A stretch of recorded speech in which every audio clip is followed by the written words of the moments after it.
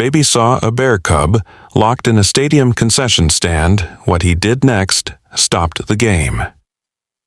The afternoon sun hung low over the community baseball field, casting long shadows across the worn grass that had seen better days.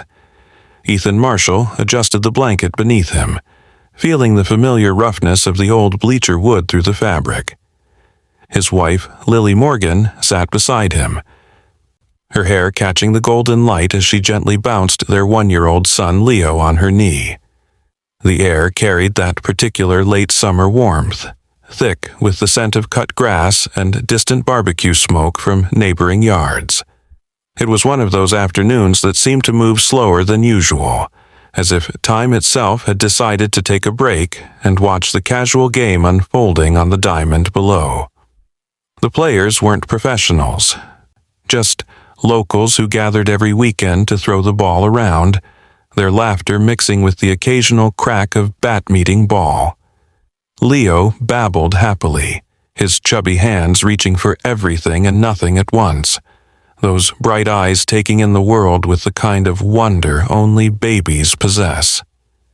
Ethan found himself lost in the rhythm of it all, the gentle back and forth of the game reminding him of his own childhood summers. He remembered sitting in fields just like this one with his father, watching games that seemed to stretch on forever in the best possible way. The field itself showed its age in the peeling paint of the dugouts and the slightly uneven patches where the groundskeeper had given up trying to maintain perfection. There was something honest about its imperfection, something that made it feel more real than those pristine professional stadiums he'd visited in the city. Lily hummed softly beside him, a tune he couldn't quite place but that added to the peaceful atmosphere. The other spectators were scattered sparsely across the bleachers, mostly family members of the players, some reading books, others chatting quietly. Nobody was in a hurry here. Nobody needed to be anywhere else. This was exactly where they wanted to be on this lazy afternoon. Leo suddenly stopped his babbling and pointed one small finger toward the edge of the field. His excitement was immediate and intense, the way babies get when they discover something new in their limited but expanding universe. Ethan followed his son's gaze, expecting to see perhaps a bird or maybe a dog wandering past. But Leo was pointing at the old concession stand, a small wooden structure that had been closed for as long as Ethan could remember coming to these games. The stand sat quietly at the field's edge, its windows covered with faded advertisements for sodas and hot dogs from what looked like decades past. The paint was peeling in long strips, revealing weathered wood beneath, and a simple padlock hung on the door, rusty but still doing its job. Leo's pointing became more insistent, accompanied by excited sounds that weren't quite words, but clearly meant something important to him. "What do you see, little man?" Ethan asked, more to himself than to his son, who couldn't answer anyway. Lily looked up from the book she'd been reading, following their son's gaze. "He's really focused on something over there," she said, her voice carrying that gentle curiosity mothers develop when trying to understand their children's mysterious interests. Leo's entire body was now turned toward the concession stand, his little hands opening and closing as if trying to grasp something from the distance. It was unusual for him to be so fixated on anything for more than a few seconds. Ethan stood up, lifting Leo into his arms. "Want to go take a look?" he asked, though he knew the answer from the way Leo immediately leaned forward in his arms, still pointing. Lily stood too, brushing off her jeans and following them as they made their way down from the bleachers. The walk to the concession stand was short, maybe 50 yards, but with each step Ethan felt an odd sensation growing in his chest. It wasn't fear exactly, more like the feeling you get when you're about to discover something unexpected. The late afternoon sun cast the stand in a golden glow, making the dust motes visible in the air around it. As they got closer, Ethan could see his own reflection in the grimy window, distorted slightly by the old glass. Leo was practically vibrating with excitement now, making little chirping sounds and reaching toward the window. Ethan stepped closer, using his free hand to shade his eyes from the sun's glare on the glass. At first, he saw nothing but shadows and the vague shapes of what must have been old equipment and supplies inside. Then something moved. The movement was subtle at first, just a shift in the shadows that could have been a trick of the light. But then it happened again, more deliberate this time. Ethan leaned closer, his breath fogging the glass slightly. His heart skipped a beat as his eyes adjusted to the dim interior. There, sitting calmly among the dusty shelves and old boxes, was a small bear cub. It couldn't have been more than a few months old, its fur a rich brown that seemed to glow even in the shadowy interior of the stand. The cub wasn't panicking or trying to escape. Instead, it sat there with an almost serene expression, its dark eyes meeting Ethan's through the glass. The intelligence in those eyes was unmistakable, a kind of awareness that went beyond what he expected from a wild animal. Leo made a delighted sound, pressing his tiny palms against the glass, and incredibly, the cub tilted its head and moved closer, mirroring the baby's gesture. "Lily," Ethan said quietly, not wanting to startle the cub, "you need to see this." She was already beside him, and he heard her sharp intake of breath as she saw what was inside. "Oh my goodness," she whispered, her hand finding Ethan's arm. "How did it? Is it trapped?" But even as she asked, they could both see that the cub didn't seem distressed. It was sitting there as if it belonged, as if this dusty old concession stand was exactly where it wanted to be. The cub lifted one small paw and placed it against the glass, right where Leo's hand was pressed on the other side. The baby laughed, a pure, joyful sound that seemed to please the cub, which tilted its head again and made a soft huffing noise that almost sounded like laughter too. The logical part of Ethan's brain was racing through questions. How did a bear cub get inside a locked concession stand? Where was its mother? Bears weren't common in this area, though the woods that bordered the field stretched for miles and could certainly hide them. But the emotional part of his brain, the part that was watching his son interact with this wild creature through a pane of glass, was simply amazed. There was something magical happening here, something that defied easy explanation. The cub began to move around the small space, not frantically but with purpose. It picked up an old paper cup with its mouth, carried it to another spot, and set it down carefully.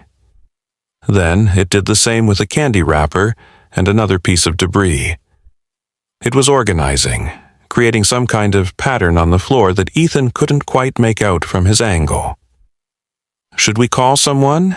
Lily asked, though her voice suggested she wasn't entirely sure that was the right thing to do. Animal control or... But even as she spoke, neither of them moved to get their phones.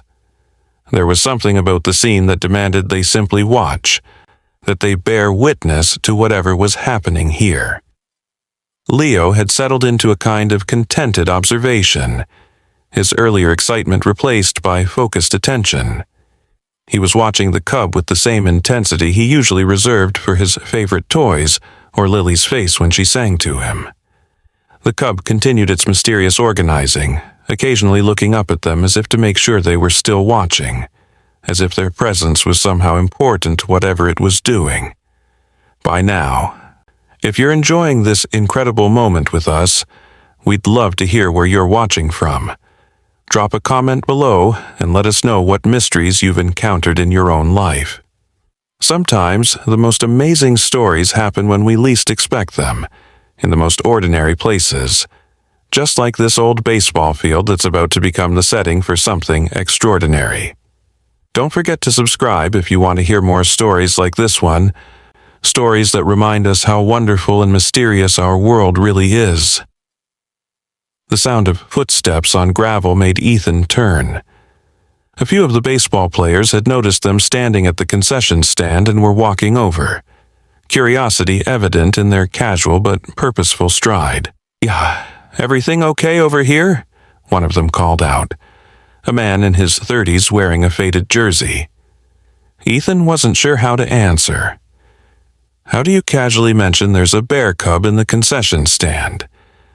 But Leo answered for him, pointing at the window and making excited sounds that drew the players closer. The first player to reach the window stopped mid-step, his eyes widening. Is that what I think it is?" he asked, his voice dropping to a whisper. More people began to gather, word spreading in that mysterious way it does in small communities. They came quietly, as if understanding instinctively that loud noises or sudden movements might break whatever spell had been cast. Soon, there were a dozen people standing in a loose semicircle around the concession stand, all watching the bear cub with the same mixture of wonder and disbelief. The cub, far from being frightened by the growing audience, seemed to perform even more deliberately. It had created a clear spiral pattern on the floor using the various bits of trash and debris, and now it sat in the center of it, looking at each person in turn as if memorizing their faces. An older woman Ethan recognized from the local grocery store stepped forward slightly. "I've lived here 40 years, she said softly, "and I've never seen anything like this."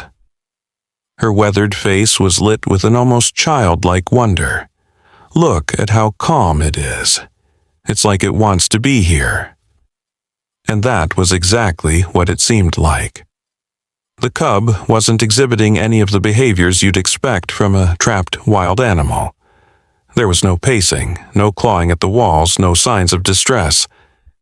Instead, it seemed almost contemplative, sitting in its self-made spiral and observing the humans with what could only be described as curiosity. The baseball game had completely stopped now. Players still in their positions on the field had noticed the gathering crowd and were making their way over. Nobody seemed upset about the interruption. If anything, there was a sense that this was more important than any game could be. Children were lifted onto shoulders for better views.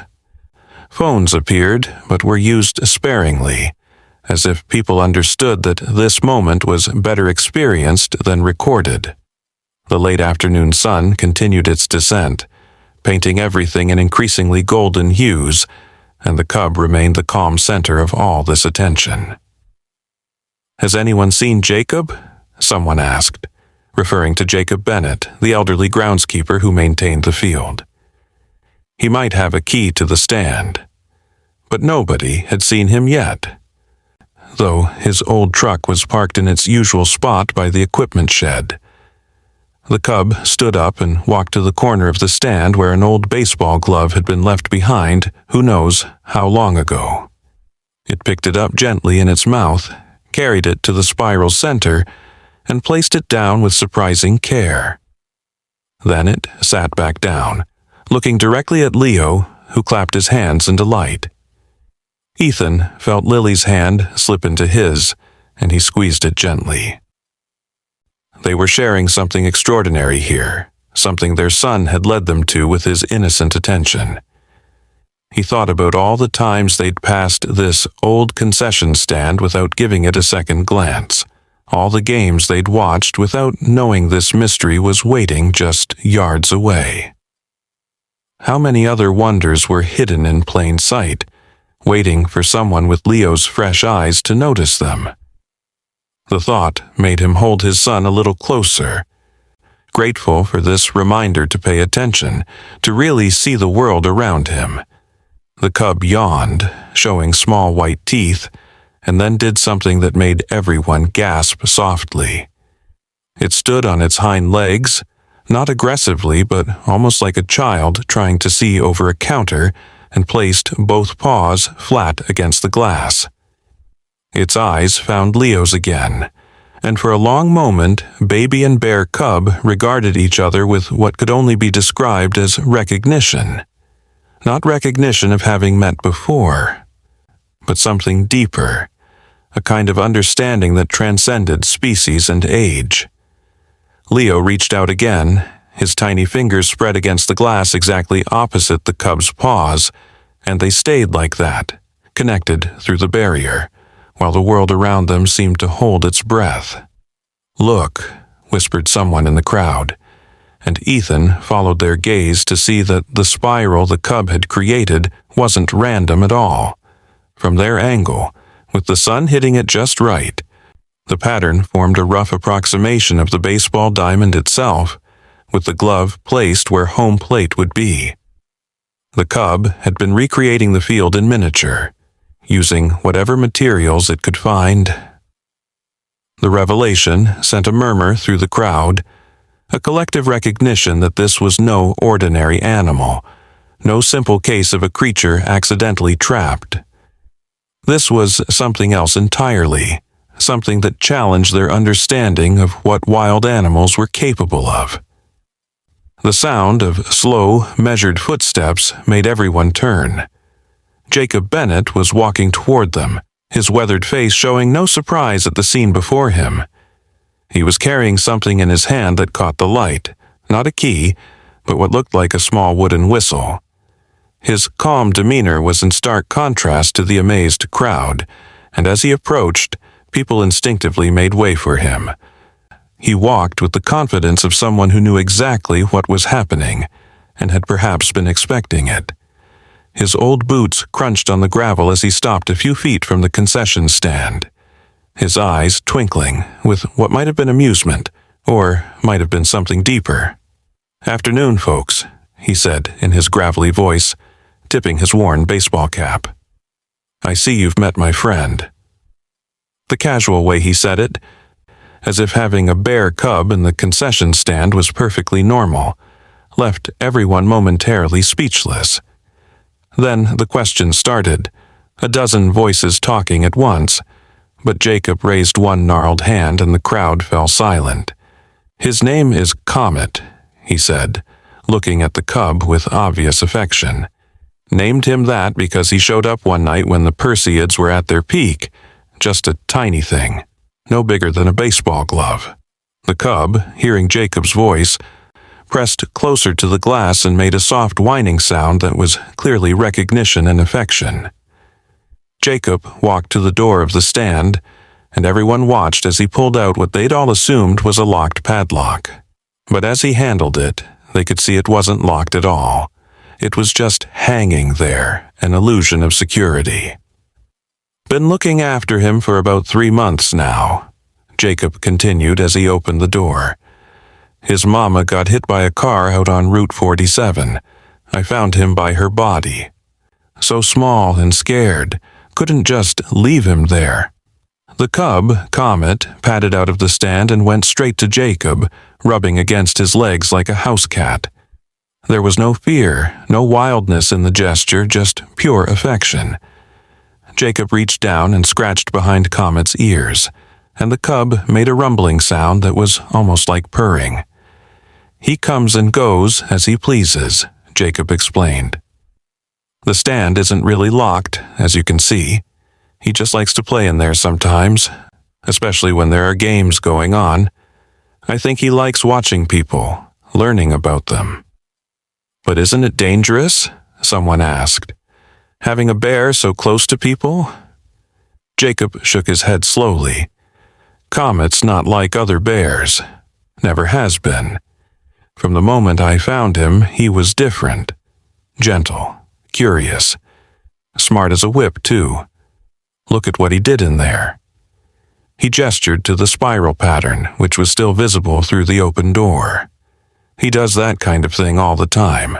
Patterns, arrangements. It's like he's trying to communicate something, though I'll be darned if I know what." Leo had been watching all of this with rapt attention, and now he reached toward Comet, making the soft cooing sounds he usually reserved for the neighbor's cat. Jacob looked at Ethan, a question in his eyes. "Your boy's got good instincts," he said. "Comet's never hurt a soul, never even shown aggression. But it's your call." Ethan looked at Lily, who nodded slightly. There was something about this moment, this strange convergence of events, that felt important. Carefully, he lowered Leo closer to the ground, still holding him securely.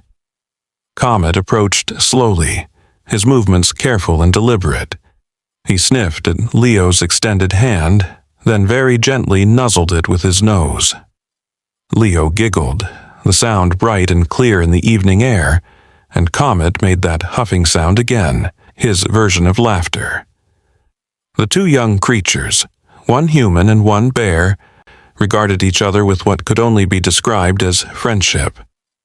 The crowd watched in silent amazement as Leo patted Comet's head with his typical baby enthusiasm, and the cub accepted it with patient grace. "He won't stay much longer," Jacob said quietly, watching the interaction. "Another month, maybe 2, and he'll be ready to go back to the wild. I've been teaching him to hunt, to forage, all the things his mama would have taught him. But for now, he's still learning, still growing." There was sadness in his voice, the kind that comes from knowing you have to let go of something you love. These evening visits to the field, they're part of his education, I suppose. Learning that not all humans are dangerous, that there can be peace between our kinds. The sun was setting properly now, painting the sky in shades of orange and pink that seemed almost too perfect for the moment. Comet suddenly stood and walked back toward the concession stand, but instead of going inside, he went around it toward the tree line. He stopped at the edge of the woods and looked back, clearly waiting. Jacob chuckled. That's his way of saying it's dinner time. We've got a routine, him and me. He started walking toward Comet, then paused and turned back to the crowd. You're all welcome to watch, if you'd like, from a distance, of course. The procession that followed was unlike anything Ethan had ever been part of. The entire crowd, players and spectators alike, followed at a respectful distance as Jacob and Comet made their way into the woods. The path was well worn, evidently traveled daily by the old man and his unusual charge. About 100 yards in, they came to a small clearing where Jacob had set up what could only be described as a training ground. There were logs arranged in various patterns, branches hung with different objects, and what looked like puzzle feeders made from modified garbage cans. This is where I teach him, Jacob explained, as Comet immediately went to one of the puzzle feeders and began working at it with his paws and nose. Bears are smart, really smart, but Comet, he's something special. Watch this. He pulled out the wooden whistle Ethan had noticed earlier and blew a series of notes. Comet's head snapped up, and he immediately began performing what could only be described as a routine. He climbed over certain logs, went under others, and finally stood on his hind legs and walked several steps before dropping back down and returning to Jacob's side. I'm not training him for tricks, Jacob said quickly, seeing some concerned faces in the crowd. This is all stuff he'll need in the wild, the climbing, the problem-solving, even the standing up to look for danger or food in trees. I'm just using methods that keep his mind engaged while he learns. He pulled some fish from a cooler nearby, and Comet took them gently from his hand, eating with careful precision. His mama would have taught him all this through play and example. I'm just doing my best to fill in. Lily spoke up for the first time since they'd discovered Comet. How did you know how to do all this? Take care of a bear cub, I mean. Jacob's face creased into a sad smile. My daughter was a wildlife biologist. Passed away 5 years ago, cancer. But she taught me a lot about animals, about conservation. She would have loved Comet. In a way, taking care of him feels like keeping a part of her alive. The crowd was silent, absorbing this information, understanding now that this wasn't just about a man and a bear, but about love and loss and the ways we find to heal. Comet finished eating and did something unexpected. He walked through the crowd, which parted nervously to let him pass, and went straight back to Leo. He sat down in front of the baby and very carefully, very gently, placed one paw on Leo's shoe. It was a gesture of connection, a farewell perhaps, and Leo seemed to understand. He babbled something that sounded almost like bye-bye and waved his little hand. Comet huffed once more, then returned to Jacob's side. "He'll remember your boy," Jacob said to Ethan and Lily. "Bears have excellent memories, especially for kindness. Years from now, if they ever cross paths again, Comet will remember." The thought sent chills down Ethan's spine. The idea that his son had just made a friend who would remember him even in the wilderness, even years from now when both were grown. It was a connection that transcended the normal boundaries of human experience, something precious and rare. As they all walked back toward the field, the stars beginning to appear in the darkening sky, the baseball players started talking about resuming their game. But everyone knew it wouldn't be the same. How could you go back to something as ordinary as baseball after witnessing something so extraordinary? The game, when it did resume, was played with a different energy. People kept glancing toward the concession stand, toward the woods, as if expecting more magic to emerge. And in a way, it had. The ordinary field had been transformed into a place where wonders could happen, where the line between wild and civilized could blur in the most beautiful way. Ethan carried Leo back to their blanket, the baby yawning widely, exhausted from the excitement. As Lily packed up their things, Ethan found himself looking at the concession stand with new eyes. Tomorrow, it would go back to being just an old, abandoned structure. But tonight, it had been a portal to something magical, a reminder that mystery and wonder existed even in the most mundane places.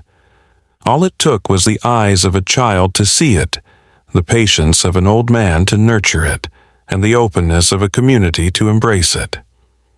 Jacob was still at the edge of the woods, and Ethan could just make out his silhouette against the darker trees. Comet would be beside him, learning and growing, preparing for a future in the wild while cherishing these moments of connection with the human world. It was a delicate balance, one that Jacob seemed to understand intuitively. He wasn't trying to domesticate Comet or keep him from his true nature. He was simply providing a bridge, a gentle transition from tragedy to independence. The drive home was quiet, Leo sleeping in his car seat, Lily lost in her own thoughts. Ethan kept replaying the moment when Comet had placed his paw against the glass, mirroring Leo's hand. There had been intelligence there, yes, but more than that. There had been recognition of something shared, some common thread that connected all living things. It made him think about all the barriers humans put up, not just physical ones like glass windows, but psychological ones that separated them from the natural world. Tonight, for just a moment, those barriers had dissolved.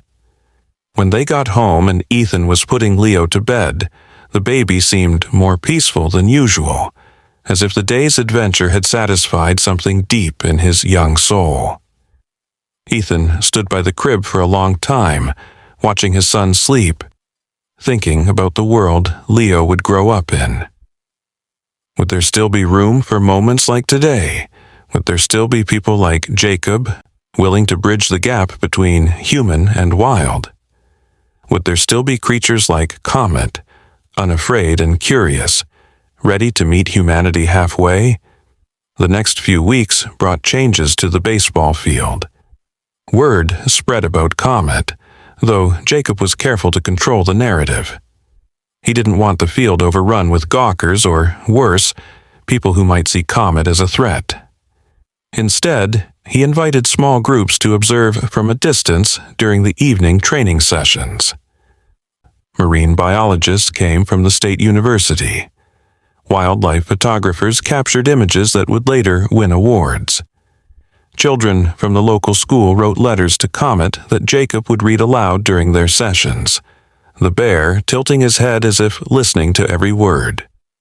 Ethan and Lily brought Leo back several times, and each visit revealed new facets of Comet's personality.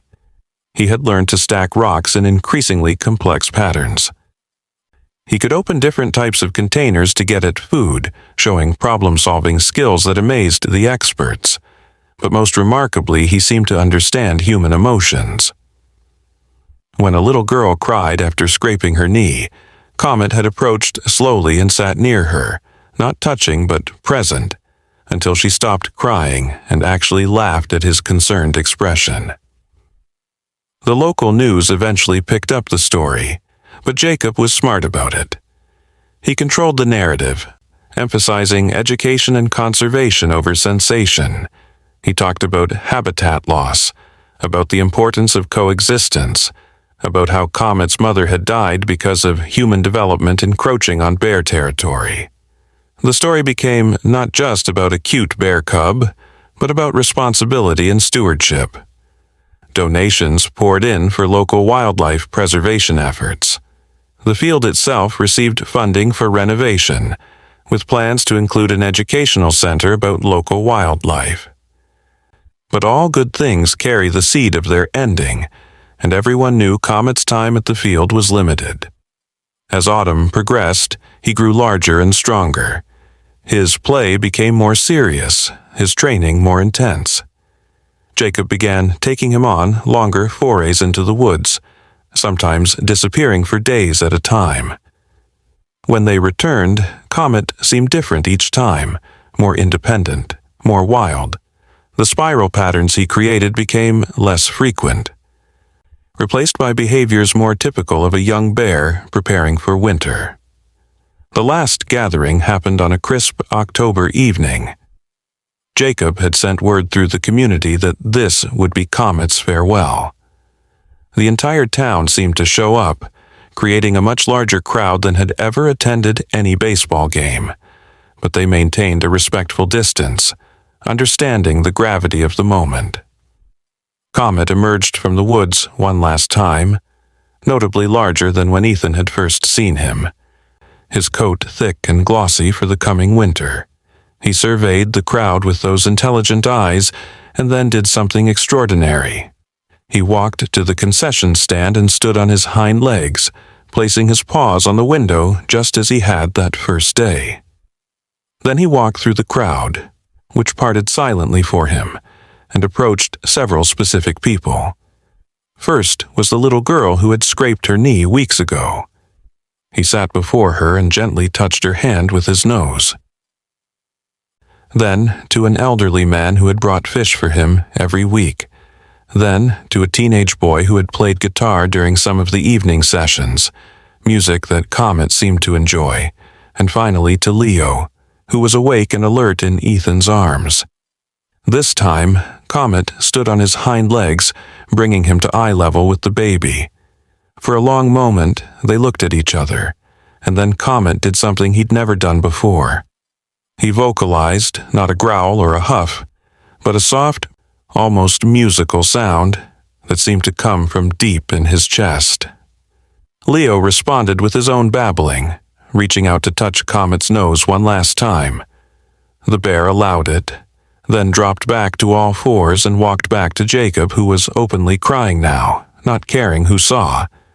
"It's time," Jacob said simply, his voice thick with emotion. He and Comet walked toward the woods, but at the tree line, Comet turned back one more time.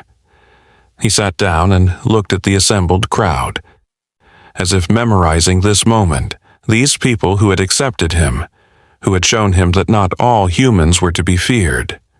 Then, with a dignity that seemed almost human, he turned and disappeared into the darkness of the forest.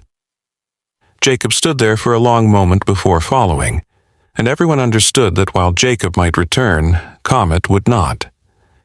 His education was complete, his wild life was beginning.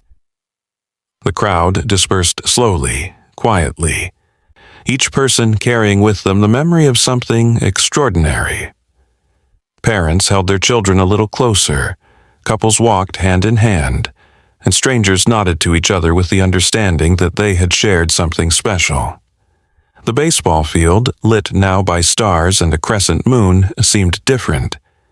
It was still just a community field with worn grass and peeling paint, but it was also a place where magic had happened, where the wild and civilized worlds had met and found common ground.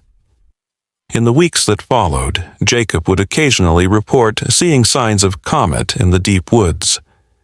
Tracks by a stream, claw marks on a tree that were higher than before, evidence of successful foraging. But Comet himself remained invisible, as a wild bear should be. The concession stand was eventually renovated and reopened, serving hot dogs and sodas during games again. But they kept one window unchanged, the one where Comet had pressed his paw against the glass. A small plaque was installed beside it, reading simply, "Comet's Window, where wonder happened." Life returned to normal, as it always does. The baseball games continued. Children grew older. Seasons changed. But for those who had been there, who had witnessed the strange and beautiful relationship between an orphaned bear cub and a grieving groundskeeper, normal had been redefined. They looked at the world differently now, understanding that mystery and magic weren't things that existed only in stories. They were all around, waiting to be discovered, waiting for someone with innocent eyes to point them out.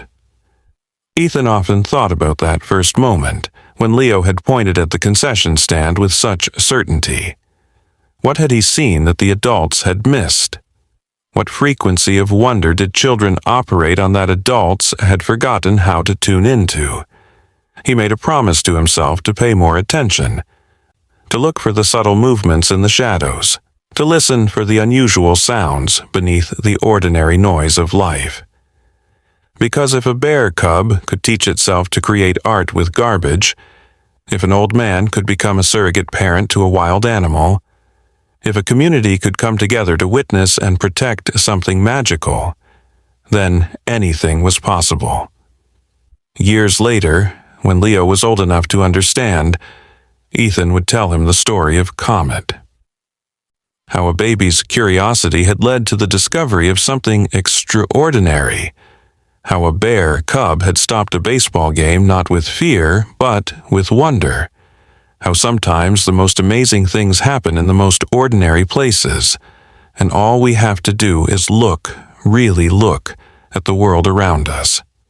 Leo would listen with wide eyes, not quite believing but not quite disbelieving either, carrying forward the same sense of wonder that had started it all. And sometimes, on quiet evenings at the baseball field, when the light was just right and the crowd was focused on the game, people would swear they could see movement near the tree line. A shadow that was too deliberate to be wind-blown branches, too careful to be a random animal. Those who had been there that summer would nod knowingly. Comet was out there, living his wild life, but perhaps still watching, still remembering the strange months when he had lived between two worlds. The thought brought comfort. A reminder that some connections transcend species and time, that some friendships leave marks that neither distance nor nature can erase. The baseball field became a pilgrimage site of sorts for people who had heard the story. They would come and stand by Comet's window, placing their hands on the glass, hoping to feel some remnant of the magic that had happened there. Parents brought their children, telling them the story, encouraging them to look for their own mysteries, their own moments of wonder. The local school created a curriculum around Comet's story, teaching children about wildlife conservation, about compassion, about the importance of seeing beyond the obvious. Jacob continued his work as groundskeeper, but he was different now. Lighter somehow, as if caring for Comet had healed something in him that had been broken since his daughter's death. He would often stand at the edge of the woods during evening games, and people would see him smile at something only he could see or hear. When asked if he missed Comet, he would say, "Every day. But missing him means I got to know him, and that's worth any amount of sadness." He became something of a local celebrity, though he handled it with characteristic humility, always redirecting attention to wildlife conservation efforts. The story of Comet spread beyond the local community, inspiring similar acts of compassion elsewhere. Wildlife rehabilitation centers reported increased volunteer applications. Conservation groups saw rises in donations. Several other communities reported their own Comet moments, instances where wild animals and humans had connected in unexpected ways. It became a movement of sorts, a reminder that in an increasingly divided world, there were still things that could bring people together, still moments of pure wonder that transcended all boundaries. But for Ethan, Lily, and especially Leo, the story remained personal. It was the day their baby had seen something adults couldn't, the day a bear cub had looked into their son's eyes and recognized a kindred spirit. It was proof that magic wasn't just in fairy tales, but in the real world, waiting to be discovered by those brave enough to look. As Leo grew, he carried that lesson with him, approaching the world with curiosity rather than fear, with wonder rather than cynicism. And sometimes, just sometimes, when he pointed at something the adults couldn't see, they would stop and look closer, remembering that the best discoveries often come from the most innocent observations.